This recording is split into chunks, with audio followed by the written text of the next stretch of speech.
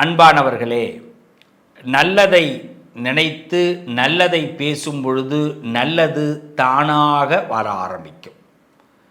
நம்ம வாழ்க்கையில் ஜீவனம்ங்கிறது ரொம்ப முக்கியம். இன்றைக்கி நம்ம வாழ்க்கையில் எதுக்கு வேணாலும் ரெஸ்ட் கொடுக்கலாம், ஆனால் சம்பாதிக்கிறதுக்கு மட்டும் ரெஸ்ட் கொடுக்கவே கூடாது. சம்பாதிக்கிறதுக்கு ரெஸ்ட் கொடுக்கறது எப்படின்னா, நான் சம்பாதிக்கிறத பற்றி யோசிக்கணும், அதுக்காக ரெஸ்ட். அப்பையும் சம்பாதிக்கிறத பற்றி யோசிக்கணும். சம்பாத்தியம்னா வெறும் பணம் மட்டுமல்ல, உறவுகளை சம்பாதிக்கணும், உள்ளங்களை சம்பாதிக்கணும், வேலைகளை சம்பாதிக்கணும், நல்ல நேரத்தை சம்பாதிக்கணும். சம்பாத்தியத்தில் இத்தனை இருக்குது. நல்ல மனுஷங்களை சம்பாதிக்கணும், நல்ல நண்பர்களை சம்பாதிக்கணும், நல்ல பேரை குட்வில் சம்பாதிக்கணும், நற்பெயர். இத்தனை சம்பாத்தியம் இருக்குது. அதனால் நம்ம சம்பாத்தியத்தை என்றைக்குமே நிப்பாட்டக்கூடாது. ஒரு ஜாதகத்தில் சம்பாத்தியம் வருமானம் பெருகணும். வருமானம்னா என்ன? மானம் நமக்கு வரணும்.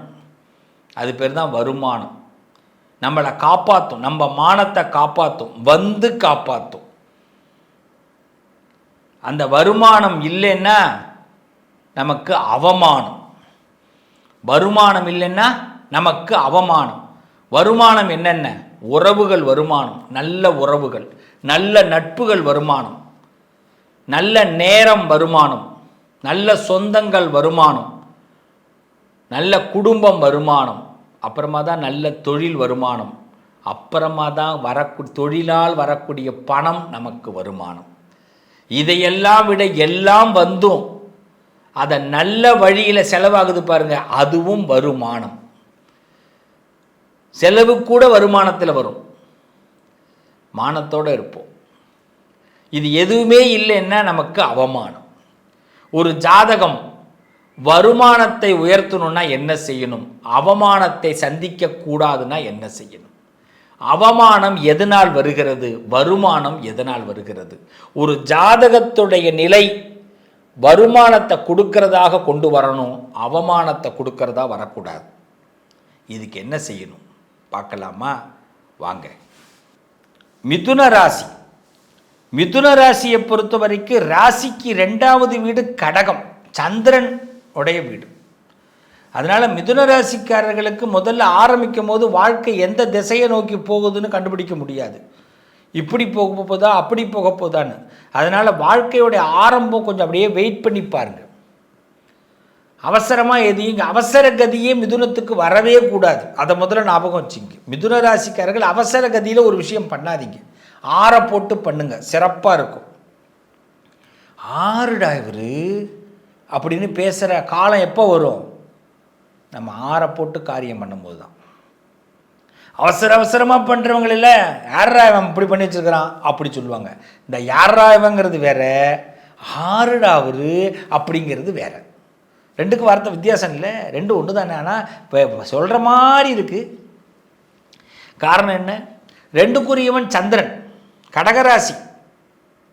இந்த மூளை என்ன பண்ணும்? எதையுமே ஒருத்தவங்கள மிதுன ராசிக்காரவங்க எந்த ஒரு விஷயத்தையுமே தூக்கி போட்டுறாதீங்க. அது மைண்டில் வச்சிங்க. நான் ஒரு படத்துலலாம் சொல்லுவாங்க, உன்னை மைண்டில் வச்சுக்கிறேன் அப்படின்னு. அப்படி இந்த மைண்டில் வச்சுக்கிற பழக்கம் மிதுனத்துக்கு வந்துருச்சுன்னா நீங்கள் மானத்தை சந்திப்பீர்கள், அவமானத்தை சந்திக்க மாட்டீங்க. வருமானம் வரும், தன்மானம் உயரும், எல்லாமே உயரும். 4 பேருக்கு நிறைய நல்லதை செய்யக்கூடிய ஒரு மிகப்பெரிய உங்களுடைய தகுதி உயரும். அதேமாரி உங்கள் ராசிக்கு 10வது வீடு குருவோடைய வீடு. மிதுனத்துக்கு சொல்லி கொடுக்கறது, வாதாடுறது, கணக்கு போகிறது சம்மந்தப்பட்ட விஷயங்கள்லாம் கை கொடுக்கும். நீங்கள் நிறைய பேருக்கு அறிவுரை சொல்லக்கூடிய ஆசாமிகளாக வருவீங்க. வாக்கு பரிதம் ஏற்படக்கூடிய ஆசாமிகளாக வருவீங்க. வாக்கு சித்தம் ஏற்படும். இன்னும் சொல்லப்போனால் மிதுன ராசிக்காரர்களுக்கு பாவம் சேராது. நீங்கள் அந்த அளவுக்கு யாருக்காவது நல்லது பண்ணிடுவீங்க, புண்ணியத்தை பண்ணிடுவீங்க, கற்றுக் கொடுத்துருவீங்க, ஒரு விஷயத்தை சொல்லிக் கொடுப்பீங்க. தாராளமாக ஒருத்தவங்க உங்கள்கிட்ட கேட்டால் ஒரு விஷயத்தை சொல்லிக் கொடுப்பீங்க. அப்போ பாவம் உங்கள்கிட்ட நெருங்காது. அப்போ அவமானங்கள் உங்களுக்கு வராது. உங்கள் தன்மானம் மேலோங்கும். உங்கள் ராசியை பொறுத்த வரைக்கும் மிதுன ராசிக்காரர்கள் 2 விஷயம். உங்களுக்கு புதன் நீசமாகக்கூடாது. உங்களுக்கு புதன் நீசமாகக்கூடாது. அதே மாதிரி உங்கள் ராசிக்கு 10க்குரிய குரு பகவான் நீசமாகக்கூடாது. 10க்குரியவன் நீசமாகக்கூடாது. 2க்குரிய சந்திரன் நீசமாகக்கூடாது. மிதுன ராசிக்கு சந்திரன் போயிட்டு அந்த 2க்குரியவன். அப்போ நீங்கள் மிதுனத்தில், இப்போ மிதுன லக்கணத்தில் நீங்கள் இருக்கீங்க.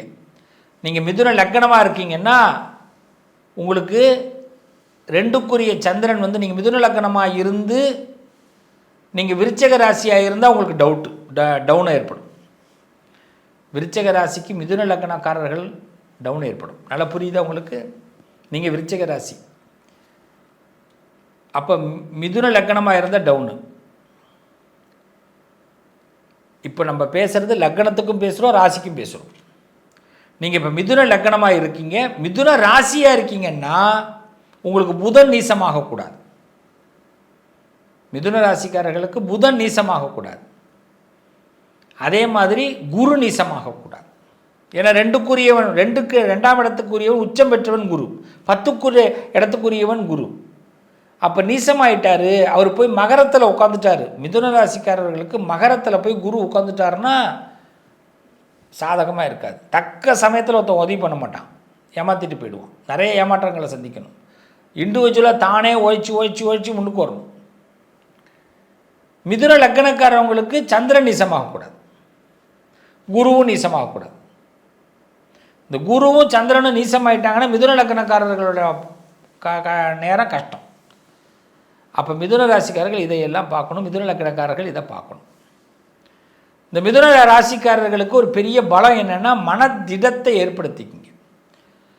ஆனால் என்ன பண்ணும், ஒரு விஷயம் உங்களுக்கு கண்கூடி காட்டும். இந்த ஆளை பிடிச்சிக்கிட்டா முன்னேறிடலான்னு விட்றாதீங்க. அதுதான் மிதுன ராசி.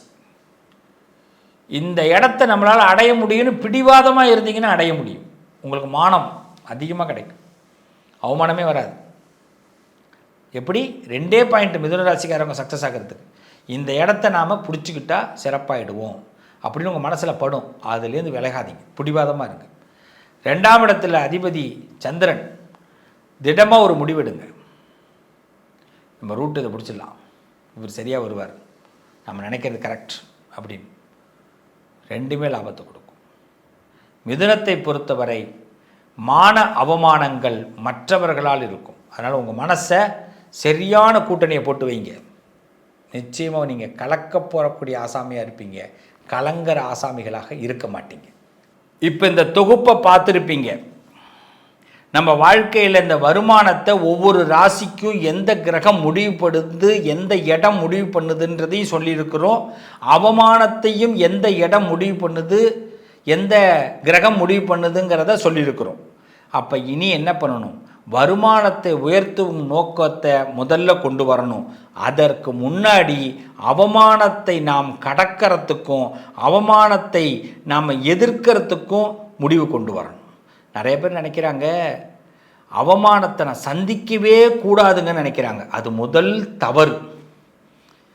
ஒரு உலகத்தில் எந்த சந்திப்பும் இல்லாமல் எதுவும் நடக்காது.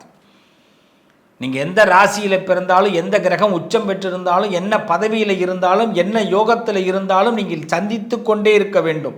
அவமானத்தை சந்திக்கணும், துக்கத்தை சந்திக்கணும், சந்தோஷத்தை சந்திக்கணும், சிறப்பை சந்திக்கணும், மகிழ்ச்சியை சந்திக்கணும், பணத்தை சந்திக்கணும், உறவுகளை சந்திக்கணும், மரியாதையை சந்திக்கணும், எல்லாத்தையும் சந்திக்கணும். சந்திக்கிறத நம்ம பக்கத்திலே வச்சுக்கணும், அதில் ரொம்ப முக்கியம்.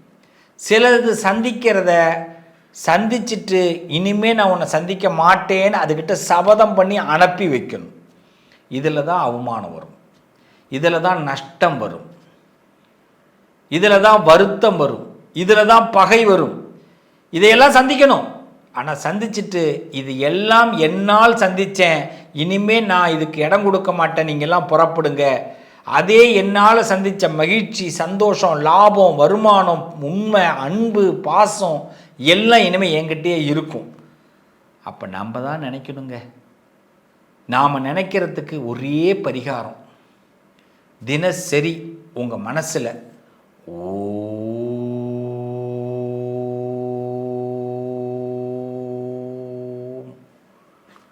இது மாதிரி காலையில் ஒரு 21 தடவை, சாயந்தரம் ஒரு 21 தடவை இந்த மந்திரத்தை சொல்லிக்கிட்டே இருங்க. ஓம் அப்படிங்கிற மந்திரம், அது இங்கேருந்து ஆரம்பிக்கணும். ஓ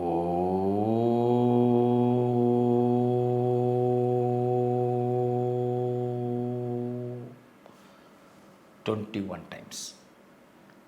கார்த்தால சாயிருச்சு. கார்த்தால நல்ல மைண்டை செட் பண்ணிடணும். முதல்ல பிடிக்காது, சொல்ல சொல்ல என்ன ஆகும் அப்படின்னா, ஒரு 3 மாதம் தொடர்ந்து சொல்லிட்டீங்கன்னா இங்கே சொல்லலேன்னு சொல்ல ஆரம்பிச்சிருவீங்க. இன்றைக்கி ஒரு நாளும் விடக்கூடாது. சார் இத்தனை சத்தமாக தான் சொல்லணுமா? சத்தம் இல்லை, முதல்ல சத்தமாக சொல்லிப்பார். என்றைக்கு நம்ம வாழ்க்கையில் இவனுக்கு தெரியக்கூடாது, அவனுக்கு தெரியக்கூடாது, அவனுக்கு நடக்கக்கூடாது, இவனுக்கு தெரிஞ்சிடக்கூடாதுன்னு நினைக்கிறோமோ அன்றைய வரைக்கும் நம்ம முன்னேறவே முடியாது. நாம் உலகத்துக்கு தெரியணும்னா 4 பேருக்கு நம்ம செய்கிறதும் தெரியணும். நாம் செய்கிறது தெரிஞ்சால் தான் நாளைக்கு நம்ம உலகத்தில் முன்னேற முடியும். முதல்ல நம்மளுக்குள்ளே இருக்க இந்த நடுத்தர ஃபேமிலின்னு சொல்லுவாங்க, மிடில் கிளாஸ் என்ன பண்ணுவாங்க தெரியுமா? எது செஞ்சாலும் தெரியாமல் செய்யணும்னு ஆசைப்படுவாங்க. அங்கேயே அவங்க வெளியில் வர முடியாமல் தவிக்கிறாங்க. எல்லாரும் சொல்கிறேங்க, கோச்சிக்காதீங்க. நீங்கள் எல்லாரும் கோடீஸ்வரன் ஆகணும், எல்லாரும் பெரிய பணக்காரன், நிம்மதியான ஆளாகணும். பணம் மட்டும் கோடீஸ்வரன் ஆக்காதுங்க. நல்ல உறவுகள் தான் கோடீஸ்வரன் ஆக்கும். நல்ல மனுஷங்க தான் கோடீஸ்வரன் ஆக்குவாங்க. சந்தர்ப்பங்கள் தான் கோடீஸ்வரன் ஆக்கும் நம்மளை. இதையெல்லாம் சம்பாதிக்கணும்னா முதல்ல வெளிப்படையாக இருக்கணும். அப்போ ஓம்னு சொல்கிறோம், இது யாருக்கும் தெரியாமல் சொல்லணும். தெரிஞ்சே சொல்லு. முதல்ல தெரியாமல் முதல்ல வார்த்தையை மந்திரம் சொல்லும் போதே வாயிலேருந்து வார்த்தை வெளியில் வந்துக்கிட்டு இருக்கும். அப்புறமா கொஞ்சம் கொஞ்சமாக மனம் மந்திரம் என்னைக்கு சொல்ல ஆரம்பிக்குதோ அப்போ வாய் மூடிடும். அப்போ இந்த ஓம் நம்ம மனசு சொல்ல ஆரம்பிச்சிடும். அது ஒரு காலகட்டம் வரும். 120 நாள் ஆகலாம், 6 மாதம் ஆகலாம், 10 நாளில் கூட நடக்குமே. அப்போ ஆட்டோமேட்டிக்காக ஒரு சேட்டிங் ஒன்று போட்டுட்டு ஓம் போட்டுட்டு நம்ம மாட்ட இப்படி உட்காந்துருக்கலாமே. அது சொல்ல சொல்ல நம்ம மைண்டை சொல்ல ஆரம்பிச்சிடும். அங்கே ஓடிக்கிட்டு இருக்கும். அதை பக்குவம் வரணும். எடுத்த முத நாளே அதுக்குள்ளே போக முடியாது, போகக்கூடாது. பொய். இந்த ஓம்ங்கிற மந்திரத்தை சொல்லுங்கள். இந்த ஓம்ங்கிற மந்திரம் உங்களுக்கு பிரணவ மந்திரம். இதை நீங்கள் சொல்லி பாருங்க. மதியம் காலத்துலேயும் வேணால் சொல்லுங்கள். கார்த்தால சாயரிச்ச கண்டிப்பாக சொல்லணும். தூங்குறதுக்கு முன்னாடி எழுந்த உடனே மதியமும் சொல்லுங்கள். உங்கள் வாழ்க்கையில் நீங்கள் நினச்ச இலக்குகளை கரெக்டாக 1 வருஷம் டைம் எடுத்துக்கோங்க. எது நினைக்கிறீங்களோ நடக்கும். நடந்தே தீரும். நல்லது. வாழ்த்துக்கள். மீண்டும் உங்களை அடுத்த பதிவில் உங்களை சந்திக்கிறேன்.